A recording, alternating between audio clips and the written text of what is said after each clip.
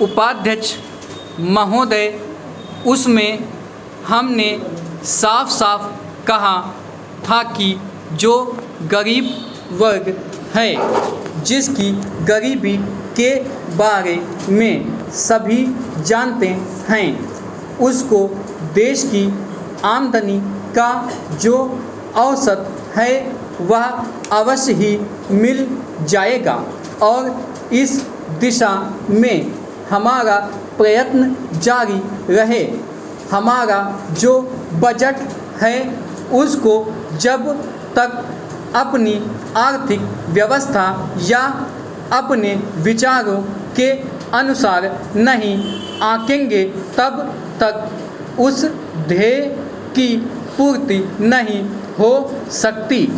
यदि इस दृष्टि से अपने बजट को देखते हैं तो हम इसे ना अधिक और ना कम नंबर दे सकते हैं। मेरी प्रार्थना यह है कि सरकारी या सरकार जिन संस्थाओं को सहयोग देती है उन्हें आदेश दिया जाए कि वे देश की उन्नति का विचार करें, परंतु खाने की पुष्टि देकर नहीं। यह कार्य शीघ्र से शीघ्र होना चाहिए।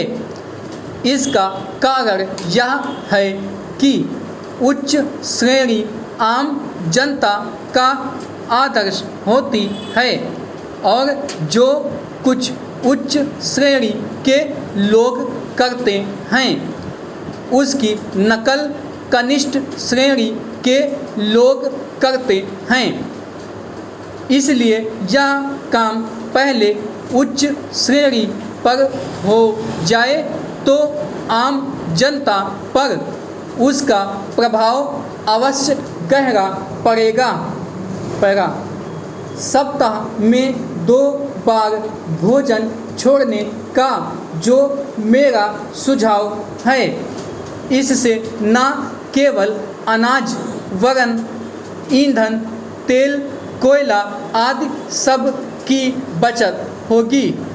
भोजन छोड़ने के अलावा अन्न बचाने का और भी एक तरीका है, वह भी सामाजिक श्रेणी पर किया जा सकता है। जानते हैं कि इस देश में 10% अन्न कौन खराब करता है? कीड़े, पंछी, बंदर और बोरियां ठीक ना होने से अनाज गिर जाता है और मिट्टी में मिल जाता है। यह विचारणीय है। इस प्रकार 80 लाख टन बर्बाद होने वाले अन्न को बचाया जाए तो भारतवर्ष को किसी भी देश से अन्न की भिक्षा मांगने की आवश्यकता नहीं पड़ेगी। श्रीमान, यह अपराध कबूतरों, बंदरों, कीड़ों आदि का नहीं है। यह अवश्य ही हमारा अपराध है। आज तक विदेशों से हमको अनाज मिलता रहा है, इसलिए हम लापरवाह थे, इसीलिए अनाज का विनाश होता रहा।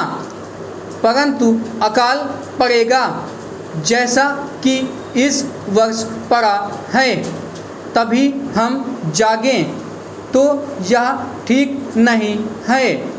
हमें अन्न के नाश को रोकने की सतत कोशिश करनी चाहिए। उसकी बचत करना हमारा परम कर्तव्य है। यह काम हर किसान, बच्चा और युवक कर सकता है और उन्हें करना चाहिए। अन्न बचाने की समस्या केवल कानून के जरिए हल नहीं होगी।